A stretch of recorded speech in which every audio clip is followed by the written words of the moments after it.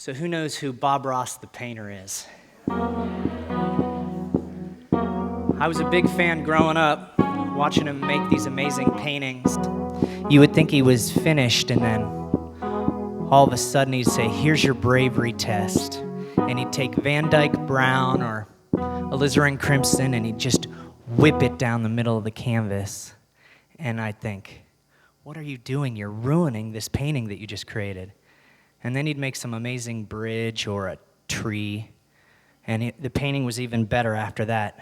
And I would say, oh, I get it. But what I loved was he'd say, "Here's your bravery test." Something cool about that, you know? Well, this is about life's bravery tests. It's called Can't Move Fast Enough. It's just a little snippet. Sweet sweat with the wind blowing hot on my face tonight. No regrets, bravery test as I paint these trees on my canvas of life. The low hum of Jeep wheels on a road that's a little too rough.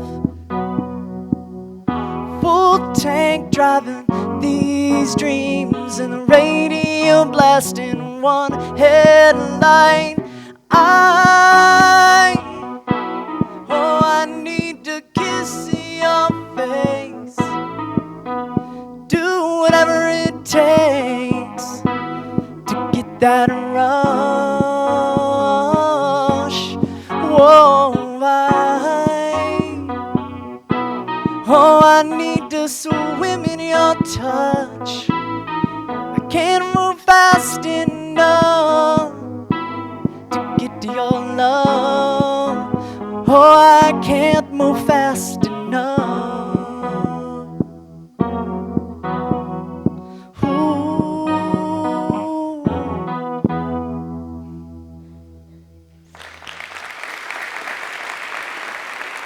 Thank you. So, I'm going to preface everything I'm about to say with saying that every trap and pitfall that I'll talk about, I have fallen into. And so this is to talk about as much about being an expert on what not to do as it is about a discussion how to move forward. And the thing about it, what is your bravery test? For me, it was to follow my dream and to live a life in music. And I will say that when I was really little, I was pretty little, I had people I really respected say things like, "You can do anything if you put your mind to it." And here's a spoiler alert, that's absolutely true. And I was just foolish enough to believe that. So growing up, that fire and that light began to shine brighter and brighter of this dream that was inside of me.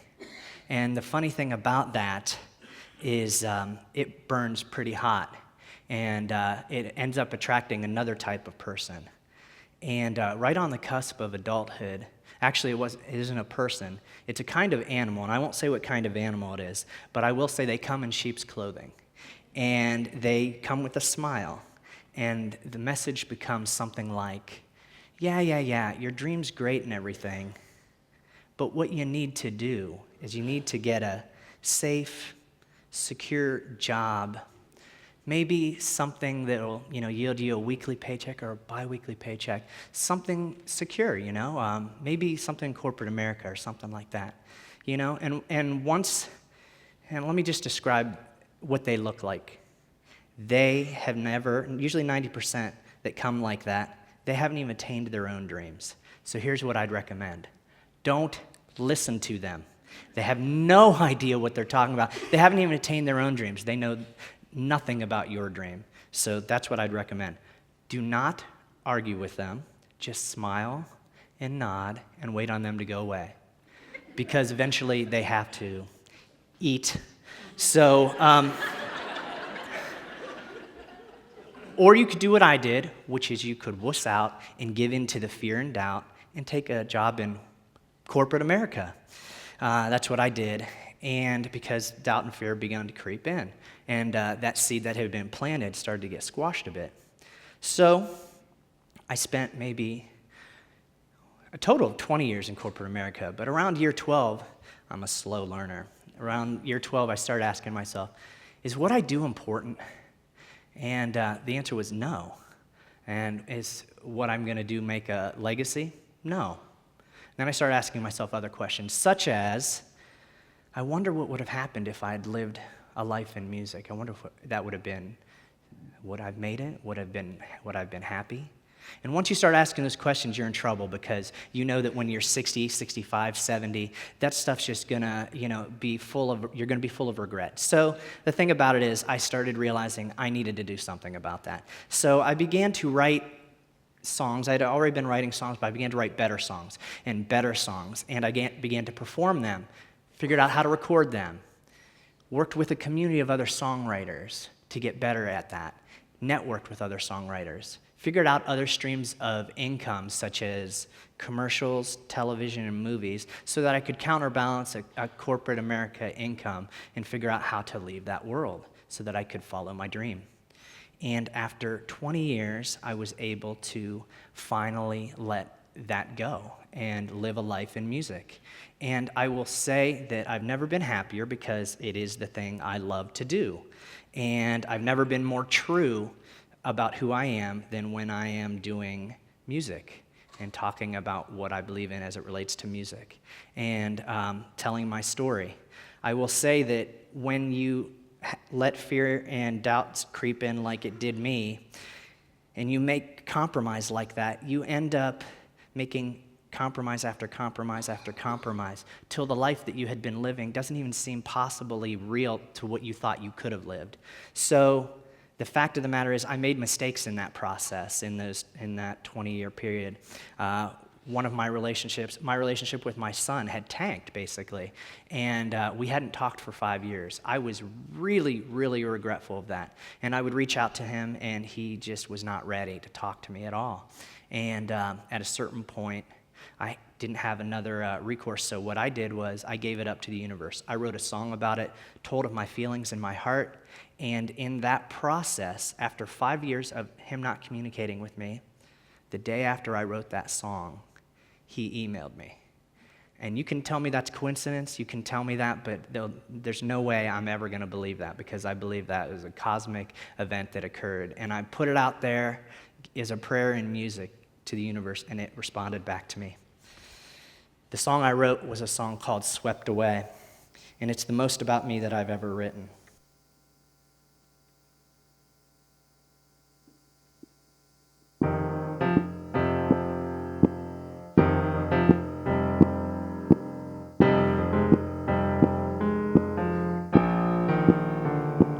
I was born between the wars of 71 and 74, in a distant town in an ancient land where they kill for God in little squares of land.